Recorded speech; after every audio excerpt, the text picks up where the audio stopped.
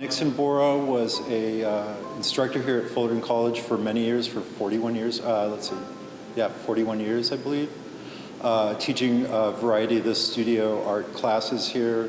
He was instrumental in setting up the printmaking department. I knew him as my neighbor. His family grew up on the same block as I did, so I was friends with his daughter. Later on, when I was a student here at Fullerton College, he was my life drawing instructor, among many other things, and was just a really great mentor. And I got my degree here at Fullerton College, but I went on and got my bachelor's degree at Art Center, and I think without Mr. Borah's help, I don't know that I would have gotten into art school, so I'm deeply grateful for that.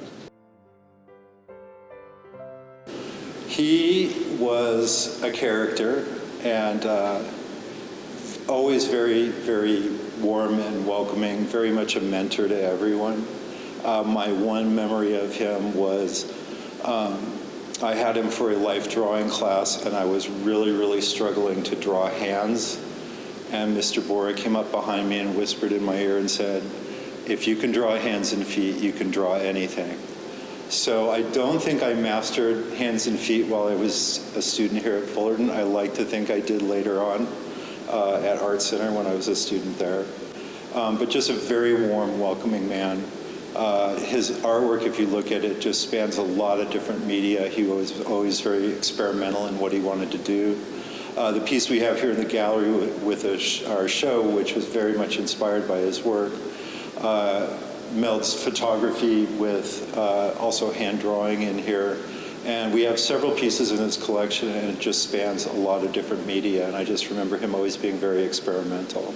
I specifically sought out from our permanent collection to hang some of his work in my office because he was such a mentor, and I always kind of want to remember, who got me to where I am. And the pieces I have in my office right now are they're essentially drawings. I remember doing many projects with a Xerox copier and some other stuff, so he was just always kind of intrigued by new media and trying to work it into the curriculum here. What's intriguing to me about this piece is all the artwork that I knew of him and the pieces I have hanging in the office upstairs right now. I didn't know that he had branched off into photography, so this is, I think, just very intriguing because you get the photographic aspect of it, but you also get some of his drawing, which, if you see his drawing, you almost instantly recognize the style.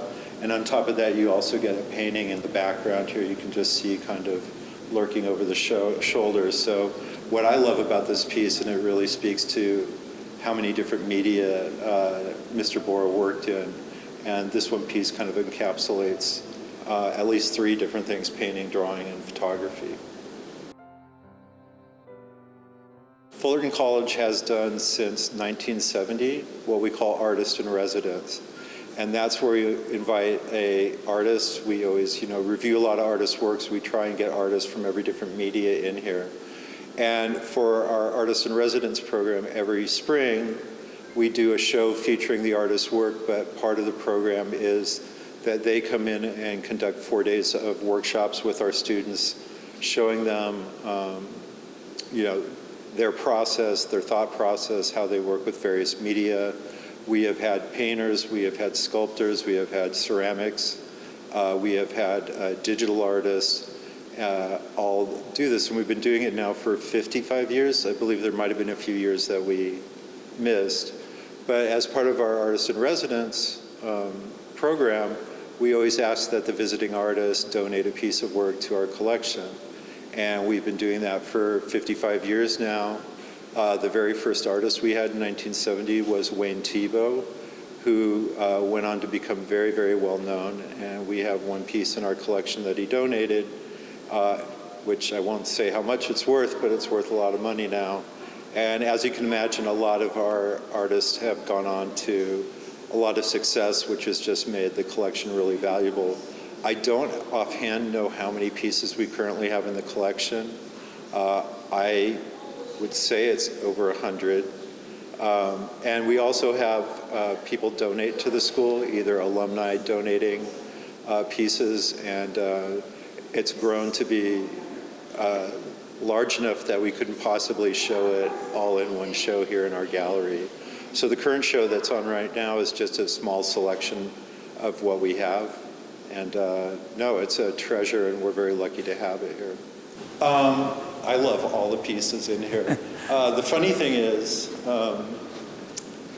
and I did our last collection catalog, and there were even some new pieces in here that I hadn't seen before. So the last collection catalog we put out was in 2015, I think. So we've either accumulated some artwork that I hadn't seen before, or wasn't familiar with. So yeah, so the theme of this was called The Dark Room. And if you come over here,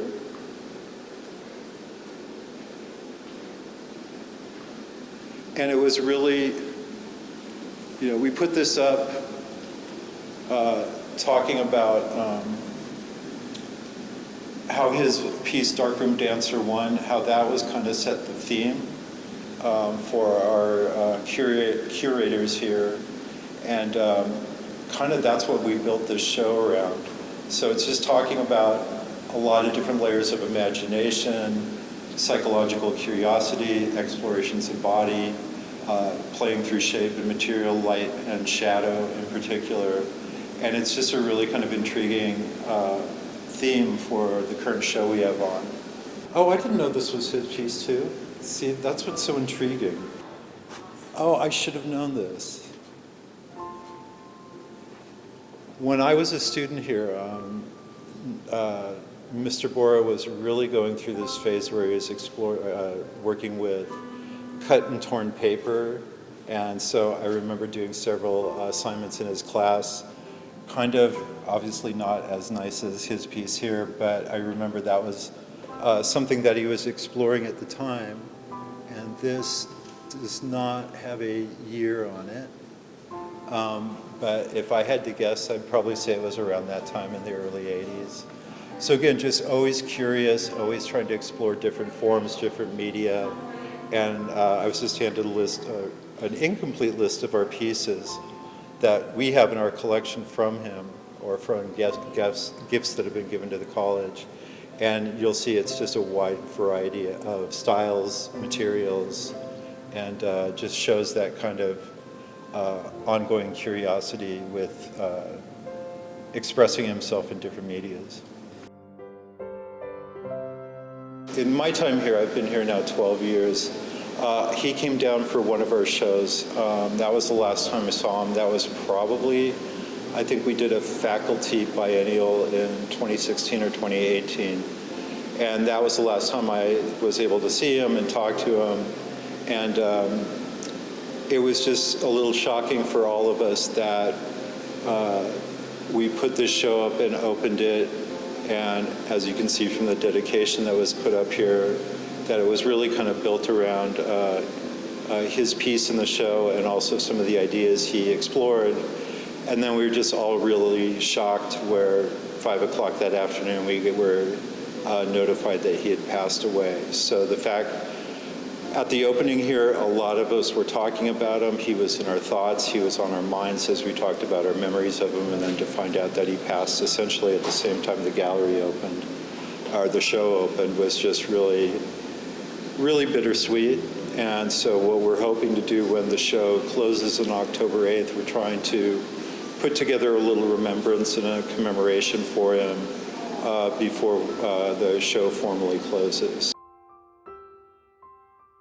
I think the show is very thought-provoking. I think when you see the variety of ways that different artists have approached these kind of subject matter and the different media, we have ceramics here, we have hanging sculptures here, and it just goes to show when you're given some very kind of creative general ideas for subject matter, it's always fascinating to see how people approach it and what their view of it is. And I think when you see this collection together, it's really kind of thought-provoking, and I think it's a great show.